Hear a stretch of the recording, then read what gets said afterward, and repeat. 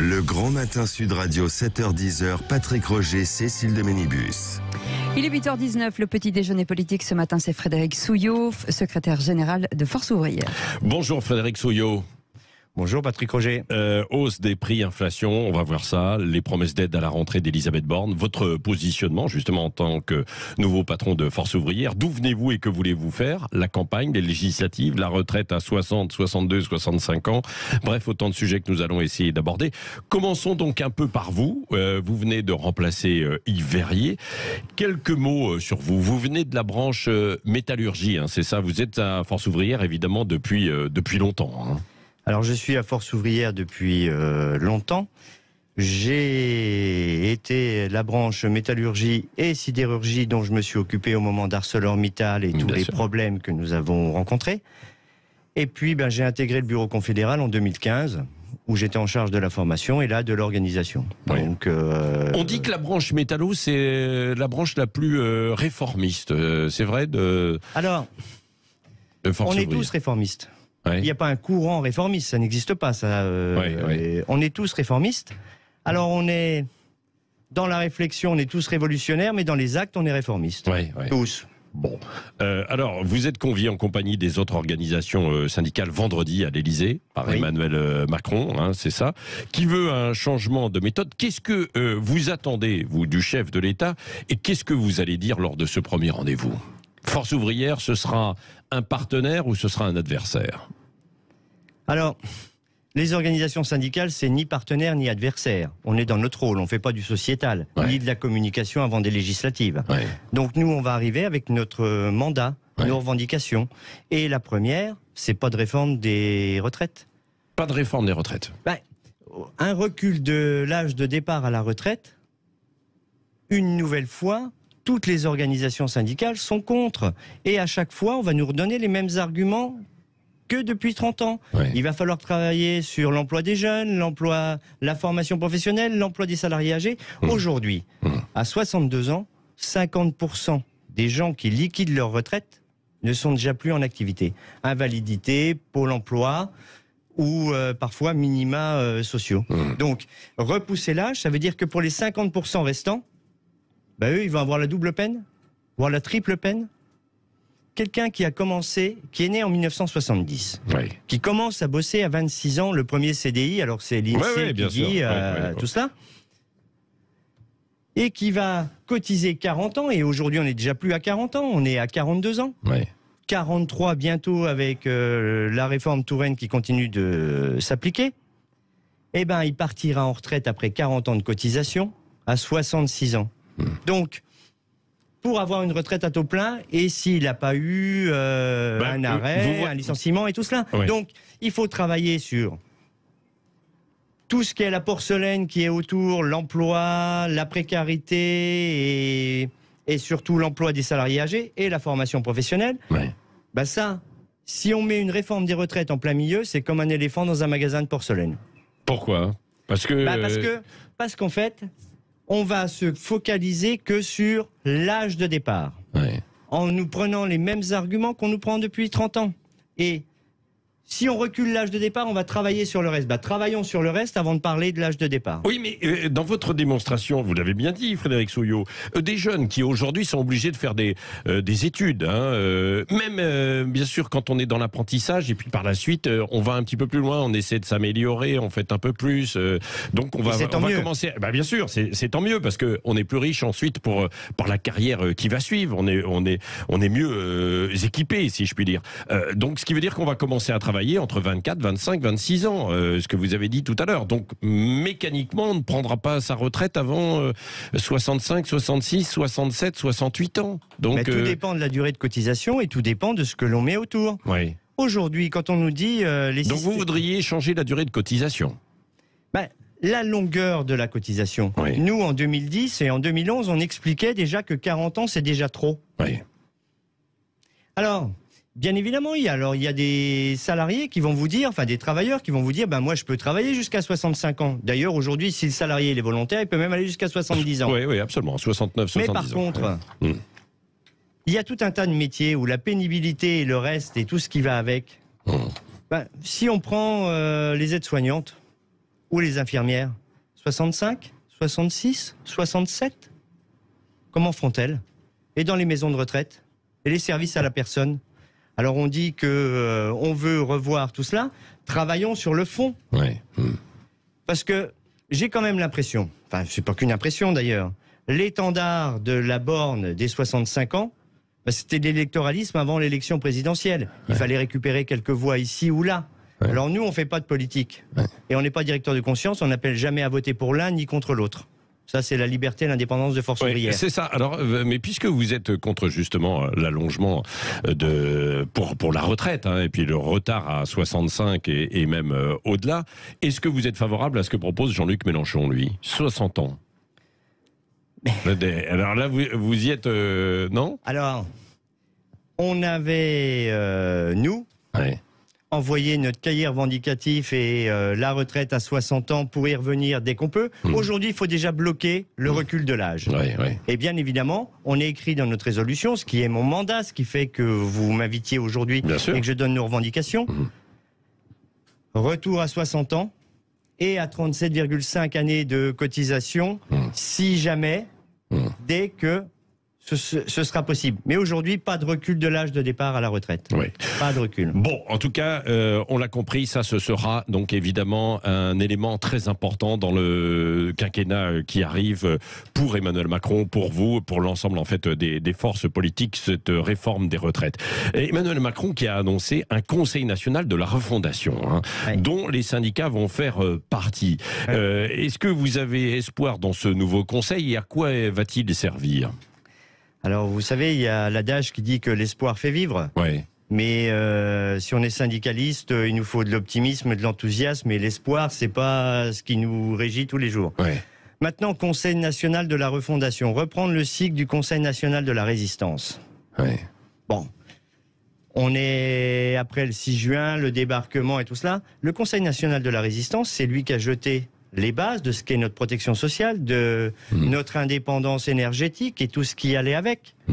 Aujourd'hui, j'ai regardé dans le dictionnaire, résistance et refondation, c'est pas synonyme. Donc, on a déjà le Conseil économique, social et environnemental qui regroupe tout ce que tout ce qu'on veut mettre. Donc, recréer. Alors, ça va faire 2 fois, je le cite cette semaine, mais comme aurait dit De Gaulle, le général De Gaulle, ben on va recréer un machin. Pour faire quoi? Bon, donc vous êtes sceptique, quoi. Hein, c'est ce que vous dites, mais à quoi ça sert, quoi? Sceptique, il y a déjà le CESE.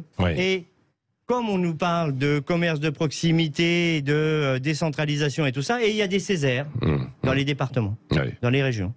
Bon, vous dites à quoi ça va servir, quoi. Finalement, si c'est pour que ça fasse comme grand débat ou convention citoyenne et tout ce qui va avec, bah ça fera pchit.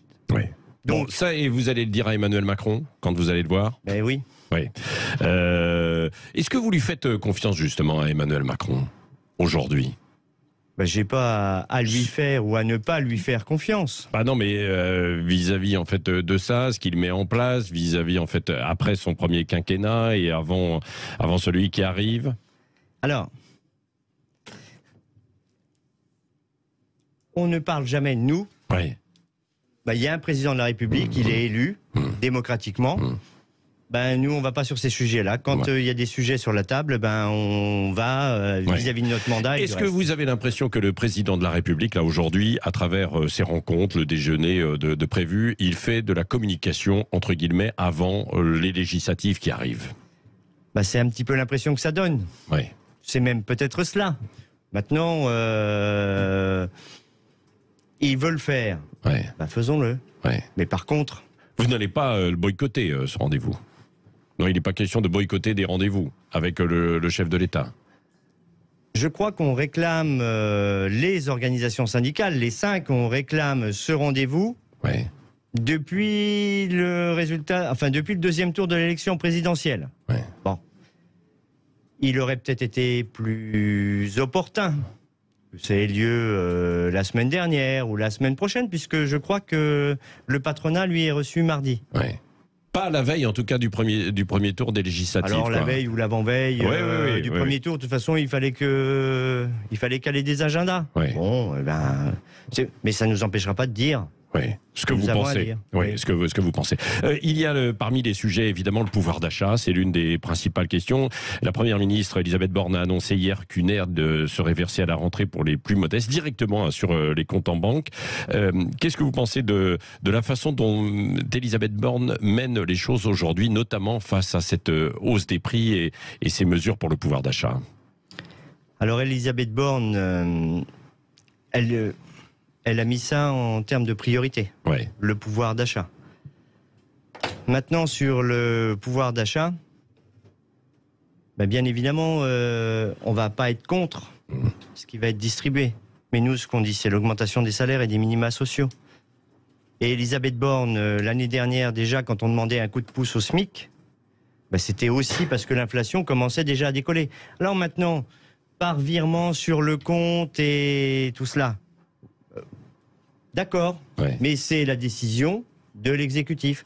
Maintenant, quand vous allez virer 60 ou 100 euros, alors on n'a pas le montant tout à fait exact, non, pas encore, sur un compte d'un travailleur précaire, ça va servir à quoi?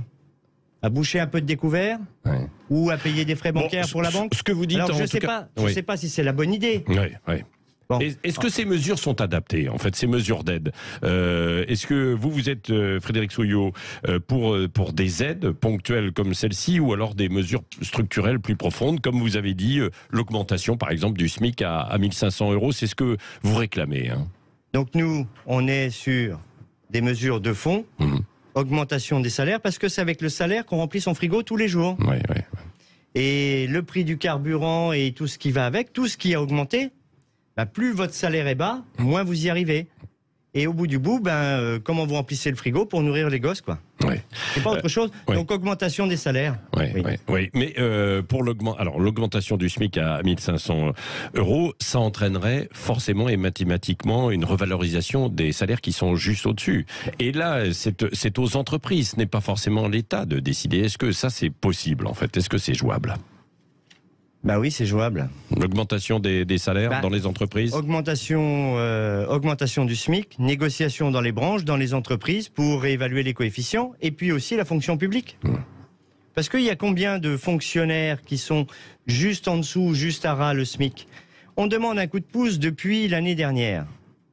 Et pas que l'année dernière. Mais s'il n'y a pas cette augmentation, l'échelle mobile des salaires qui n'existe plus, mais qui existait avant, elle ne se mettra pas en route. Et puis, sur les primes, là, alors il faut faire des choses, puisque l'inflation est galopante et tout cela. Mais il ne faudrait pas qu'à un moment, on nous les retourne en disant il y a trop d'assistanat. Ou que, pour reprendre une phrase connue, que ça nous coûte un pognon de dingue. Il faut qu'il y ait des mesures plus structurelles et pas forcément que des aides. C'est ce que vous dites. Si on n'est que sur les mesures structurelles, on avance pour tout le monde. Un mot aussi, Frédéric Souillot, qui quitte un petit peu le domaine économique et social. Vous êtes syndicaliste de longue date, vous êtes donc habitué aux manifestations. En ce moment, on le remarque lors des différents mouvements, il y a de plus en plus en fait de violence dans des manifestations de la part d'individus et peut-être aussi avec les forces de l'ordre, avec les policiers. Quel est votre sentiment justement par rapport à cette société que l'on dit de plus en plus violente, quoi? Alors là, je ne sais pas si c'est la société qui est devenue plus violente. En même temps, l'ordre public, dans les manifestations, il incombe pas aux organisations syndicales. Il incombe au ministre de l'Intérieur et au préfet de police. Il y a toujours eu un peu. Là, c'est vrai que mais les dernières manifestations que nous avons faites se sont très très bien déroulées. Il n'y a pas eu de sujet. Frédéric Souillot, aussi un mot sur Elisabeth Borne qui a créé la polémique hier en répondant à une femme handicapée. Je ne sais pas si vous l'avez entendu, qui déplorait de ne pas avoir l'allocation déconjugalisée. En fait, vous savez, ce problème qui accompagne les couples. Est-ce que c'est un faux pas dans la manière de répondre d'Elisabeth Borne hier? On va essayer de pas tout mettre sur faux pas et tout cela. Maintenant, dire à cette dame, Ouais. bon, on pourrait vous aider à retrouver un emploi. Ouais. La première chose qu'elle pense, c'est comment est-ce que elle peut vivre avec son handicap d'abord. Ouais. Merci Frédéric Souillot, secrétaire général de Force Ouvrière, qui était l'invité ce matin de Sud Radio.